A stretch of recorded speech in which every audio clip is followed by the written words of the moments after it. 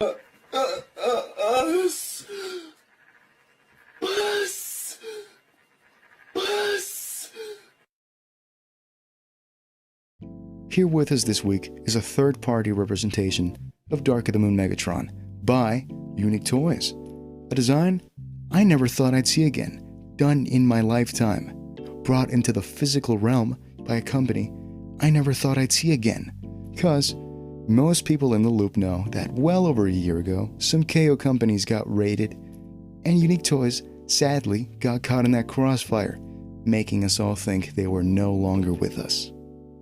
But then, suddenly, out of nowhere, like some NBA draft player's absent father, Unique Toys returns, springing back to life and right back into the game, with a teaser of their own take on none other than Dark of the Moon Megatron. Now, like many others, I was perplexed, shocked, bewildered, if you will, to the point that I was genuinely soy-jacking at a toy for the first time in my life, because this design is my favorite design of Megatron in the movies. Because something about that sickly, defeated hobo look works beautifully for Bay vs. Megatron. As after the first movie, Megatron was put in the cuck chair, per se, in favor of another villain having the spotlight. So for Megatron to look so tired and exhausted by the third entry, made it kind of look like the guy had somewhat of a character arc. But, setting aside exposition, here he is in all his glory. And first thing you'll notice is his lack of paint. And that's for good reason. That's because I decided to buy the non-battle damaged version, or also known as the broke fella option. And not just because of the fact that he is $40 to $60 less than the damaged version or the desert version, but because none of those options really looked accurate to me. So, I am planning to paint his ass up myself after busting out this review. And if you'd like to see that, subscribe and hit that bell. Oh my god, who said that? Because you should totally do that. Anyways, even though this guy isn't in his proper paint job yet, he looks breathtaking. As you can see the engineering evolution from Unique Toys in full display with this guy. Because any angle you look at this figure from, and he looks genuinely, exactly like a CGI counterpart. From the curvature of his chest, to his asymmetrical arms with the real truck tires, tucked inside his biceps, to the thick chicken legs with the actual tires from the truck, exactly where they should be.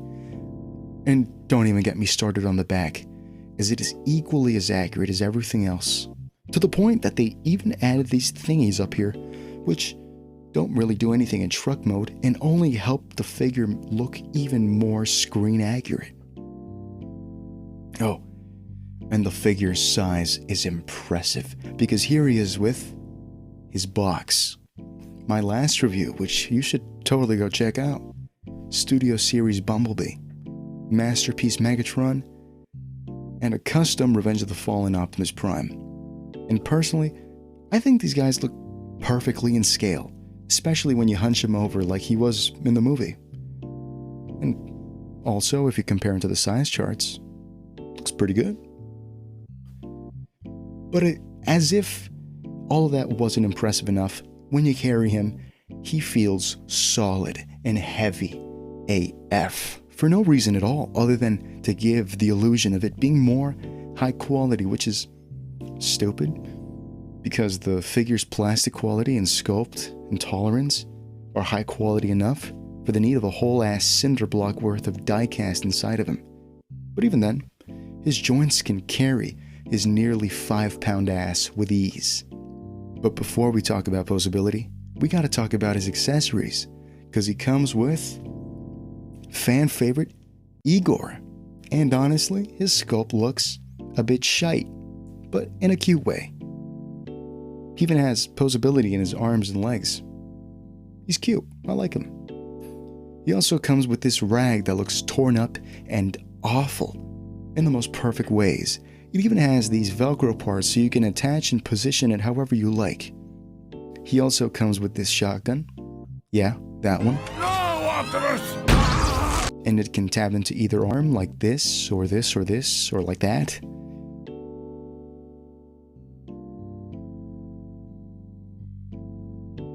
And its holster, which requires these 4 chains, which he comes with, so it can properly hang on his back. And for the chains, you got options, but personally, I just put them on like that. But you could totally put in some extra effort into making them look as accurate as possible, but I don't really care.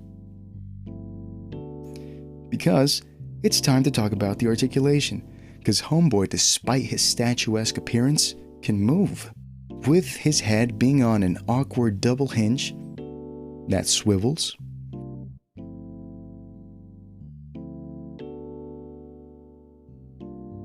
His shoulders are on some tight ratcheted universal joints. Unlimited going around, but be careful with stuff getting in the way. And less outward, but he does have a ratcheted elbow with no real bicep swivel.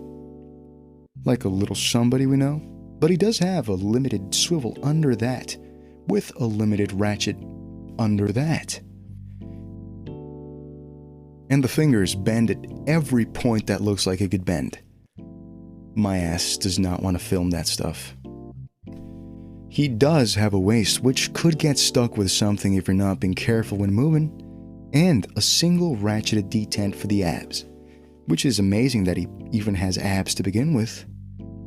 And it's really helpful for like moving his legs because they only move that much forward, that much out, with a swivel underneath.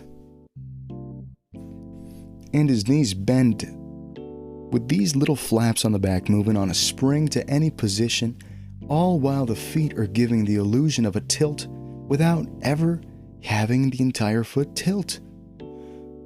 Genius. And yeah, the articulation is limited in a lot of parts on this figure, but considering the design, considering what he turns into, and it all just makes you realize that all that you were given is absolutely perfect. Oh, and the fact that those clever little guys at Unique Toys gave us all of that, while also giving him a fun transformation, is nothing short of black magic. 'Cause where do you even begin with the transformation?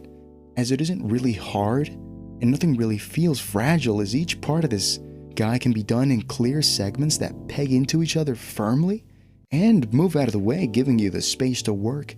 Because the process ain't hard, but it sure is long. And you are gonna get tired transforming him because those 1,000 kilos worth of diecast really shine here, especially behind a camera. Because holy heavens, after one involved transformation, this thing came out incredible. Regardless of the kibble showing here and there, and the fact that he really isn't the most accurate truck-wise, but considering what he looked like previously, the mass shifting going on here is bananas. Cause look at that cab, the opening doors, the rolling rubber tires, the rotating trailer hitch. It all culminates into a vehicle mode that's equally as impressive as the robot mode. Just look at these other MPMs right here for comparison. And Starscream, cause I couldn't bother transforming him. Final thoughts wise? This guy's got me busting fat nuts of joy. Even though the figure is kinda limited in articulation, I love it, cause it's got the basics, and that's pretty much all I need. So right now, I'm just eager to paint this guy up and give him that proper movie-accurate paint job. Oh, and Unique Toys, if you're seeing this, welcome back. Now, start working on that Sentinel, please. Anyways, thanks for watching. I'm gonna go busting my pants a bit more while playing with this thing. And meanwhile, you can maybe, I don't know, like, share, comment, subscribe. Who knows? And stay tuned for next week.